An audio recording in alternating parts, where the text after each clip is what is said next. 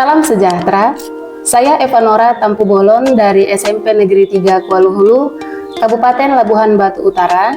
Saya adalah calon guru penggerak Angkatan 10. Pada kegiatan kali ini saya tidak sendiri, saya bersama dengan Ibu Rosida Tampu Bolon. Beliau adalah guru matematika di SMP Negeri 3 Kuala Hulu. Selamat pagi Bu Rosida. Ya, selamat pagi Bu. Gimana kabarnya hari ini Bu? Puji Tuhan sehat. Puji Tuhan ya Bu. Hari ini Bu Rosida kita akan mengadakan percakapan ringan terkait praobservasi ya Bu Rosida. Nanti setelah percakapan praobservasi ini Ibu akan melangsungkan kegiatan observasi di kelas ya. Adapun tujuan kegiatan kita hari ini yaitu pada percakapan praobservasi kita mau melihat sejauh mana Ibu sudah mempersiapkan diri sebelum nantinya melaksanakan kegiatan observasi. Saya mau tahu nih Bu Rosida, apa sebenarnya manfaat yang ingin Ibu dapatkan dari percakapan praobservasi kita kali ini? Ya, mungkin manfaat yang akan saya dapatkan nanti setelah kita melaksanakan praobservasi ini, mungkin saya akan mendapat hal-hal yang baru atau hal-hal yang positif terkait dengan sistem atau metode pembelajaran yang akan saya gunakan nanti di dalam saya mengajar di dalam ruangan kelas. Mungkin itu manfaat yang akan saya dapatkan nantinya. Oke, baik Bu Rosida. Kalau saya boleh tahu nih Bu Rosida, apa ya materi dan tujuan pembelajaran yang akan Ibu harapkan nanti dicapai oleh peserta didik kita nanti ketika observasi berlangsung? Ya, nanti untuk observasi saya akan membawakan materi yaitu pada bilangan pecahan, khususnya pada operasi pembagian dan perkalian pada bilangan pecahan. Dan untuk tujuan pembelajaran yang akan saya sampaikan atau yang akan dicapai oleh siswa yaitu saya harap siswa itu mampu untuk melakukan operasi aritmatika khususnya perkalian dan pembagian pada bilangan pecahan Bu. Oke, baik, berarti tujuan pembelajaran yang ingin Ibu capai yaitu nantinya siswa mampu melakukan operasi aritmatika pada bilangan pecahan. Begitu ya Bu Rosida ya? Benar. Nah, bagaimana Bu dengan area pengembangan yang ingin Ibu capai atau yang ingin Ibu kembangkan nanti di kegiatan observasi? Ya, di sini mungkin nanti area pengembangannya itu ada dua. Yang pertama itu dalam aspek pengetahuan dan juga yang kedua itu dalam aspek keterampilan siswa pastinya. Oke, berarti yang ingin Ibu capai atau yang ingin Ibu kembangkan pada area pengetahuan dan keterampilan. Bisa Ibu jelaskan kepada saya atau sebutkan berapa rentang dari ketercapaian siswa Ibu dalam materi pembelajaran ini terkait dengan pengetahuan dan keterampilannya, sehingga Ibu perlu mempersiapkan beberapa nanti strategi di dalam mencapai kemajuan dalam area pengembangan yang ingin Ibu capai tadi. Iya, pastinya kita tahu ya Bu, kalau untuk aspek pengetahuan dan keterampilan itu pasti sangat diperlukan dalam diri siswa. Dan untuk rentang saat ini pada siswa-siswa kita ini berada dalam rentang 1 sampai 10 itu berada di level yang kelima Mas Yanto. Jadi masih sangat rendah atau minim pengetahuan dan keterampilan yang dimiliki oleh siswa-siswa kita, sehingga saya tertarik untuk membuat siswa-siswa ini naik gitu Bu. Jadi dalam area pengetahuan dan keterampilannya mereka boleh mendapatkan mengalami peningkatan gitu, sehingga melalui observasi ini saya harapkan nanti siswa mampu untuk meningkatkan atau mewujudkan kemampuan dan juga keterampilan peserta didik. Kalau saya boleh tahu Bu Rosida, tadi Ibu katakan rentangnya masih berada di skala 5, 1 sampai 10. Boleh Bu jelaskan bagaimana cara Ibu mengetahui rentang siswa Ibu pada materi ini terkait pengetahuan dan keterampilannya itu masih pada posisi 5? Ya, sebelumnya saya sudah melakukan asesmen kepada siswa yaitu berupa soal yang berkaitan dengan bilangan pecahan. Di materi sebelumnya saya juga sudah melakukan pembelajaran yaitu perjumlahan dan pengurangan pada bilangan pecahan. Dari sana saya melihat bahwa banyak siswa itu masih dalam kategori level yang kelima, Bu, dari soal-soal yang saya berikan, sehingga saya bisa menyimpulkan bahwa kemampuan, keterampilan dan pengetahuan mereka masih berada dalam kategori yang kelima, gitu. Oke. Dalam level yang kelima.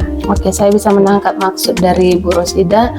Jadi kalau begitu Bu Rosida, kalau saya boleh tahu, untuk mencapai area pengembangan terkait pengetahuan dan keterampilan siswa Ibu tadi, apa strategi, bisa Ibu jelaskan strategi apa saja yang sudah Ibu siapkan atau rancangkan nanti pada saat kegiatan observasi berlangsung?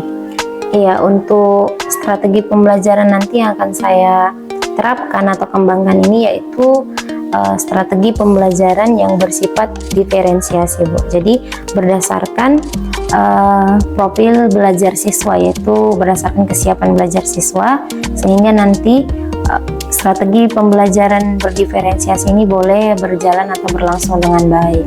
Kemudian mungkin untuk model pembelajaran yang saya gunakan itu yaitu model pembelajaran discovery learning sesuai dengan sintaksnya. Kemudian nanti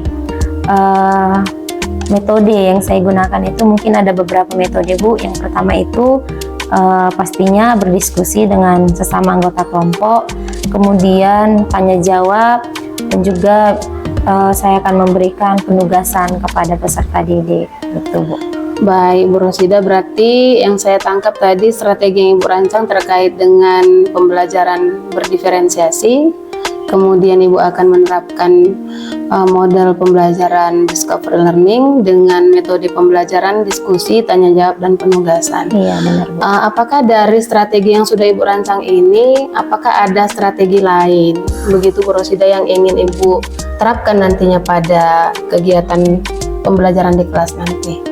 Iya, untuk strategi lain mungkin di luar yang saya sebutkan tadi, mungkin saya akan menggunakan media pembelajaran seperti lembar kerja peserta didik atau LKPD.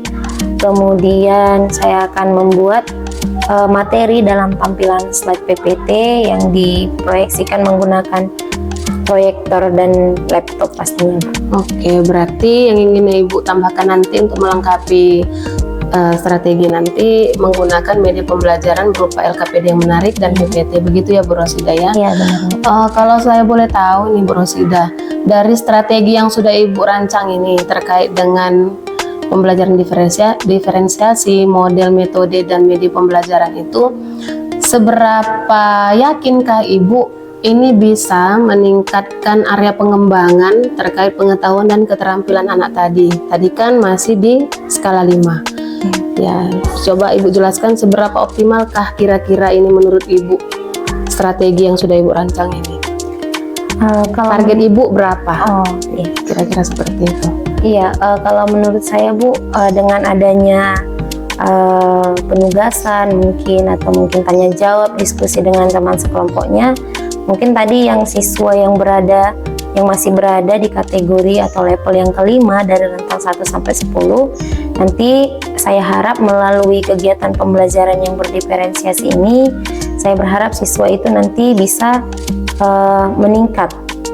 Target saya nanti kemungkinan mereka bisa di level yang ke-8, jadi berada di skala yang ke-8, jadi mereka akan mengalami peningkatan gitu. Oke, jadi akan mengalami peningkatan ke level yang Ibu tetapkan adalah di level 8 gitu ya, Bu. Selanjutnya Bu Rosida, saya ingin lebih tahu lagi, kalau bisa Ibu jelaskan apa yang menjadi indikator Bu Rosida terkait ketercapaian dari area pengembangan itu tadi. Tadi kan Ibu katakan di level 8. Nah, kalau bisa Ibu jelaskan apa ya yang menjadi indikator bahwasanya siswa itu sudah bisa mencapai target yang sudah Ibu tetapkan di level 8 tadi terkait pengetahuan dan keterampilannya. Ya, mungkin indikator yang bisa menunjukkan bahwa mereka udah ada di kategori 8 atau di level 8 itu yaitu kalau misalnya di area pengetahuan mungkin siswa itu sudah mampu. Saya melihat bahwa siswa itu sudah mampu memahami konsep, khususnya dalam operasi aritmatika, pembagian dan perkalian pada bilangan pecahan ini. Dan kemudian kalau untuk indikator dalam aspek keterampilan, mungkin siswa ini saya lihat dari kemampuan mereka untuk menyelesaikan soal-soal bilangan pecahan. Kemudian kalau misalnya mereka diperhadapkan dalam kehidupan sehari-hari yang berkaitan dengan bilangan pecahan, misalnya dalam jual beli atau mungkin dalam kehidupan sehari-hari yang berhubungan dengan bilangan pecahan, gitu Bu. Oke, baik Bu Rosida. Kira-kira kapan nih menurut Bu Rosida waktu yang tepat kita melaksanakan observasi nanti di kelas Bu Rosida, terkait kelas berapa yang akan kita gunakan dan waktunya? Ya, kalau untuk jadwal saya, kebetulan nanti saya ada masuk di hari Kamis Bu, tanggal 15 Agustus, itu di kelas 71 atau Soekarno, itu jam pelajaran yang pertama dan yang kedua itu. Oke, baik, berarti nanti kita akan melaksanakan kegiatan observasi di kelas Ibu di hari Kamis tanggal 15 Agustus jam pertama dan kedua di 71 atau 7 Soekarno ya Bu. Jadi nanti saya akan ikut masuk ke dalam kelas Bu Rosida, akan ikut melakukan penilaian dan evaluasi terkait dengan strategi yang sudah Ibu tetapkan atau Ibu rancang untuk memenuhi area pengembangan terkait pengetahuan dan keterampilan siswa ya Bu Rosida. Iya, benar. Oke, baik Bu Rosida, nanti setelah kegiatan observasi selesai kita akan kembali lagi ya Bu untuk melakukan perbincangan seperti ini lagi di percakapan pasca observasi. Nanti di situ kita akan didampingi oleh Bapak pengajar praktik yaitu Pak Jahdi Cipayung. Nanti di situ sebagai tindak lanjut untuk kita bisa melihat sejauh mana nanti keberhasilan atau ketercapaian strategi yang sudah Ibu rancang pada kegiatan observasi ya Bu Rosida ya. Iya Bu. Oke, saya percaya Bu Rosida pasti bisa mempersiapkan diri di dalam memenuhi strategi yang sudah Ibu rancang nanti ya Bu Rosida. Oke. Terima kasih Bu Rosida untuk waktunya pada kegiatan percakapan praobservasi kita. Sampai berjumpa di kegiatan observasi di 15 Agustus. Oke Bu Rosida, terima kasih. Ya, sama-sama Ibu. Ya, selamat pagi anak-anak. Pagi, Bu. Ya, gimana kabarnya hari ini? Luar biasa. Oke, luar biasa ya. Nah, pagi hari ini sebelum kita mulai pembelajaran, ketua kelas mana ketua kelas kita? Oke, silahkan siapkan seluruh siswa ini atau teman-temanmu. Sebelum kita mulai belajar, silahkan pimpin dalam doa. Sebelum kita belajar, alangkah baiknya kita beragama dan kepercayaan masing-masing. Berasal. Oke. Ya. Sebelum kita masuk dalam pembelajaran pagi hari ini, Ibu mau tanya dulu. Siapa teman-teman kalian yang belum masuk ke dalam ruangan kelas atau yang tidak hadir pada saat pagi hari ini? Robin sakit. Oke. Sakit, Mawari sakit. Oke, jadi 3 orang? Iya, 3 Bu. orang yang tidak hadir pagi hari ini? Oke. Nah, sebelum Ibu masuk ke pembelajaran hari ini, Ibu mau tanya dulu, apa pembelajaran kita pada hari sebelumnya? Apa yang kita pelajari hari sebelumnya?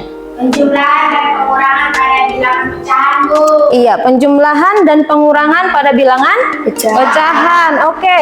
Jadi Ibu mau tanya dulu, apa kemarin pengertian bilangan pecahan? Siapa yang tahu angkat tangannya? Bilangan pecahan adalah suatu bilangan yang memiliki bentuk A per B, dengan B tidak sama dengan B tidak sama dengan 0, di mana A disebut sebagai pembilang dan B disebut dengan penyebut. Iya, berikan aplaus untuk si Arta. Oke. Jadi bilangan pecahan itu adalah suatu bilangan yang memiliki bentuk A per B, di mana A itu disebut pembilang dan B itu disebut penyebut. Oke, jadi hari ini kita akan mempelajari yaitu kelanjutan dari pelajaran kita yang kemarin, yaitu pembagian dan perkalian pada bilangan pecahan. Oke, perkalian dan pembagian pada bilangan pecahan. Jadi, tujuan pembelajaran untuk materi ini adalah nanti ketika kalian sudah selesai mempelajari materi ini, Ibu harap kalian bisa menyelesaikan atau melakukan operasi aritmatika terkhusus yaitu perkalian dan pembagian pada bilangan pecahan. Oke, bisa diperhatikan slide-nya ya, ada perkalian dan pembagian pada bilangan pecahan. Oke, minggu kemarin Ibu sudah memberikan evaluasi atau asesmen kan sama kalian untuk melihat gaya belajar yang kalian miliki. Nah, jadi di sini ada 3 gaya belajar. Yang pertama gaya belajar visual, yang kedua auditori, dan yang ketiga kinestetik. Nah, dari hasil yang kalian berikan kepada Ibu, Ibu sudah mengkelompokkan kalian dalam beberapa kelompok. Jadi sekarang silahkan bergabung kepada kelompoknya masing-masing. Ya, di sini Ibu akan memberikan lembar kerja peserta didik atau LKPD. Di sini ada beberapa soal, silahkan kalian diskusikan dengan teman sekelompok kalian ya. Nanti setelah kalian selesai mendiskusikan, kita akan mengadakan presentasi di depan untuk melihat hasil kerja kelompok kalian masing-masing ya. Oke, silahkan dikerjakan dengan teliti. Didiskusikan sama teman-teman sekelompoknya ya. Ya, untuk setiap kelompok silahkan dituliskan nama kelompok kalian. Misalnya kelompok 1, kelompok 2, dan kelompok 3. Dan juga silahkan tuliskan masing-masing nama anggota kelompoknya.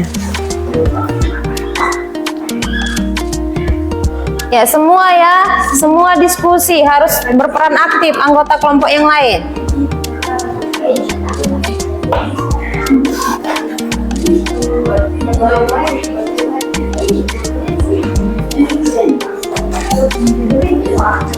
Oke, udah selesai diskusinya? Sudah.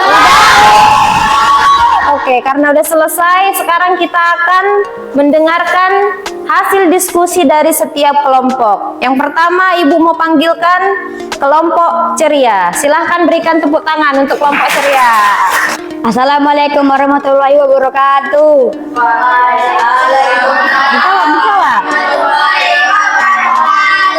Kami dari kelompok ceria akan mempresentasikan hasil diskusi kami.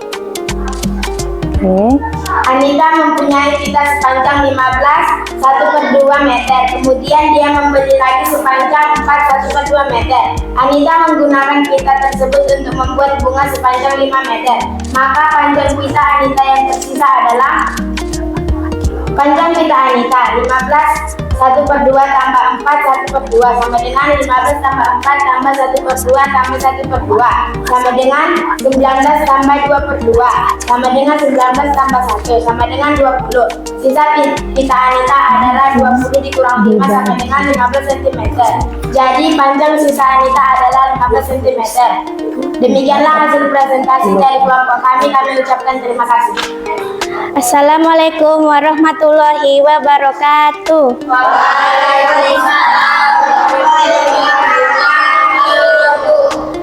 Kami dari kelompok Paten akan mempresentasikan hasil diskusi kami yang akan dibawakan oleh Andika.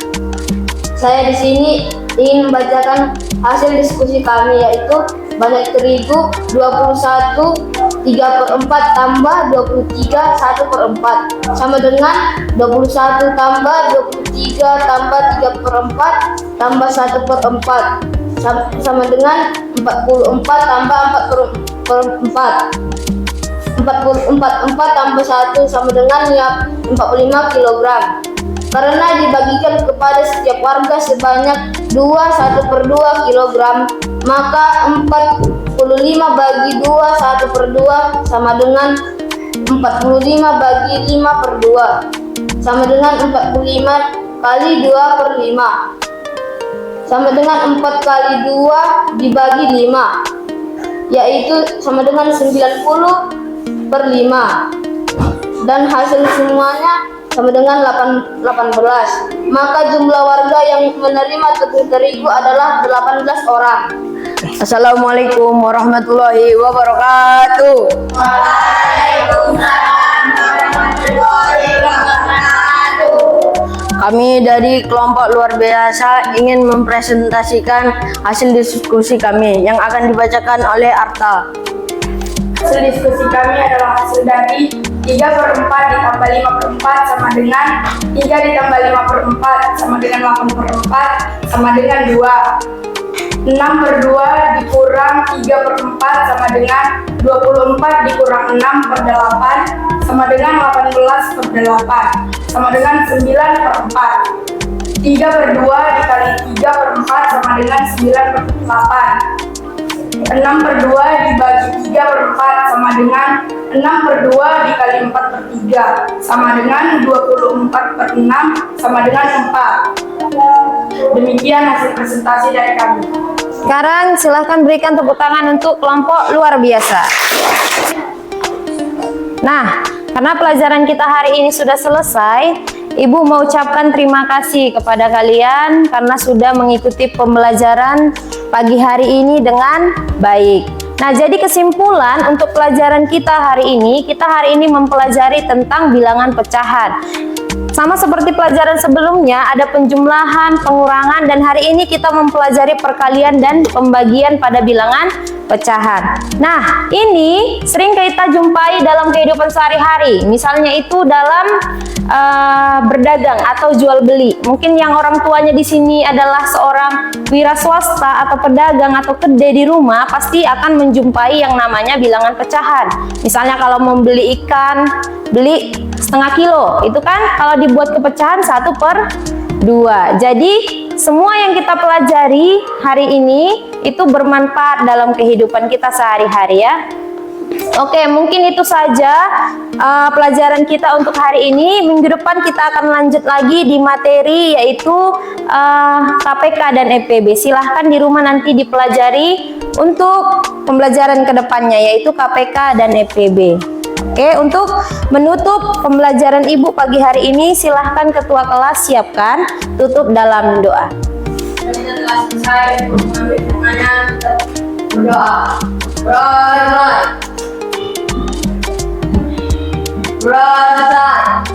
Oke, semuanya terima kasih dan selamat pagi. Salam sejahtera, selamat pagi Ibu Fasil, Ibu Intan Lestari Siregar.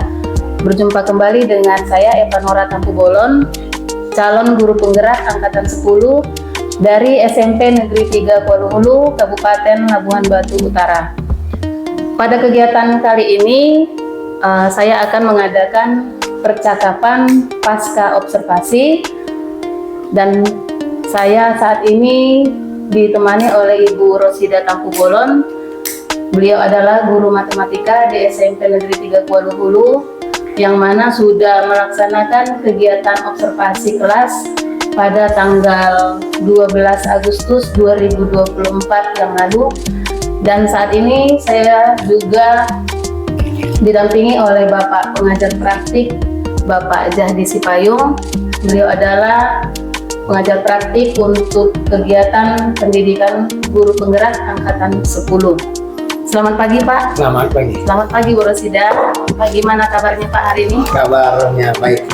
Gimana kabarnya Bu Rosida? Puji Tuhan sehat. Iya, terima kasih puji Tuhan.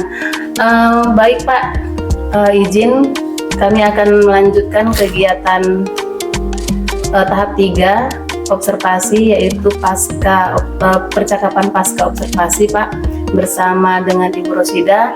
Nanti di akhir kegiatan ini saya harapkan Bapak memberikan umpan balik atau tanggapan terkait dari kegiatan hari ini yaitu percakapan pasca observasi yang akan kami laksanakan dengan Ibu Rosida Tampubolon Pak. Ya, silakan Bu. Nanti setelahnya saya kasih umpan balik.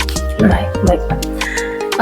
Bu Rosida, pada percakapan kita kali ini yaitu di pasca observasi, saya akan memberikan beberapa pertanyaan-pertanyaan kepada Ibu terkait dengan jalannya proses observasi di kelas yang sudah Ibu lakukan, yang bertujuan untuk mengevaluasi sejauh mana pembelajaran yang sudah Ibu lakukan. Untuk pertanyaan yang pertama, Bu Rosida, bagaimana nih perasaan Bu Rosida terkait dengan jalannya kegiatan observasi di kelas yang telah berlangsung. Iya, untuk perasaan saya saat observasi berlangsung, tentunya yang saya rasakan itu ada rasa gugup, ada rasa grogi. Kenapa?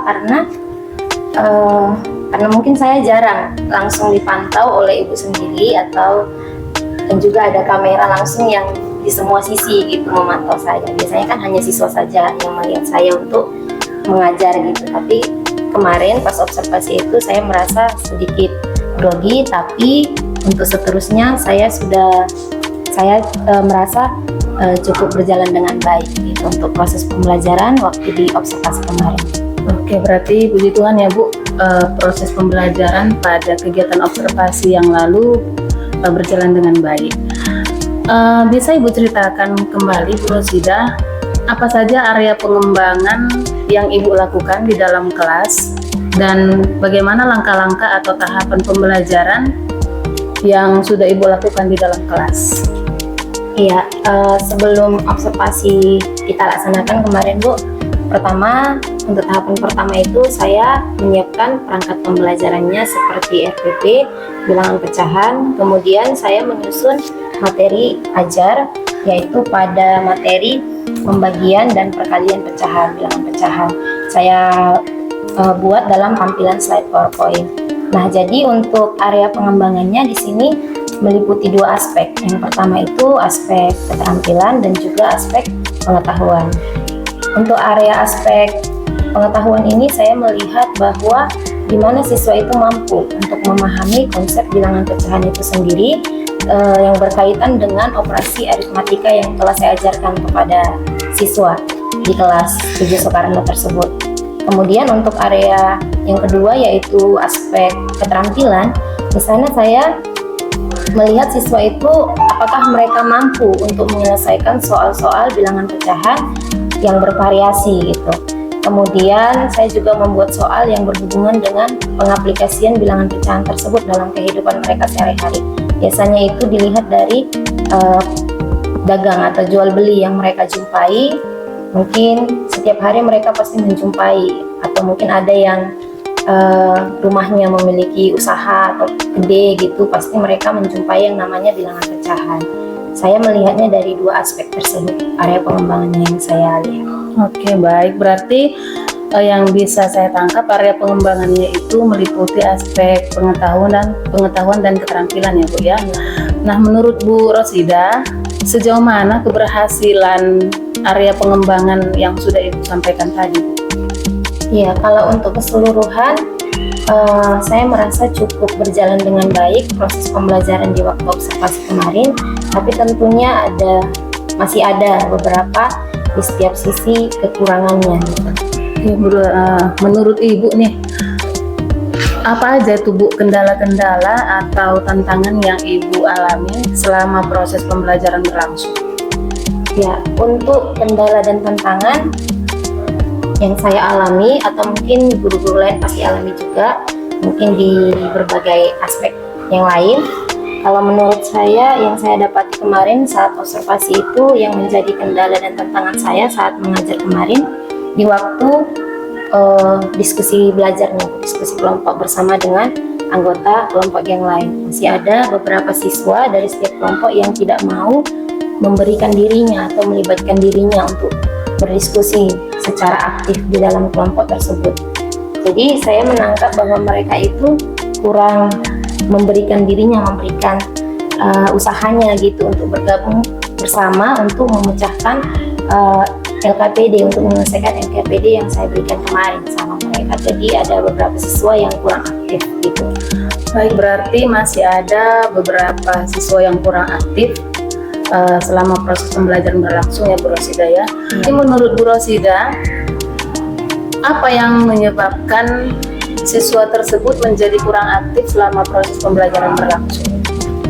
Iya, kalau dari yang saya perhatikan kemarin saat diskusi kelompok berjalan, yang menyebabkan mereka tidak ada siswa yang tidak aktif, kemungkinan besar karena saya membagi mereka itu menjadi 3 kelompok dengan jumlah 7 atau 8 kelompok. satu kelompok itu berjumlah 7 atau 8 kelompok. Mungkin yang menyebabkan mereka ada yang kurang aktif karena terlalu banyak anggotanya. Kemungkinan besar karena itu. Oke.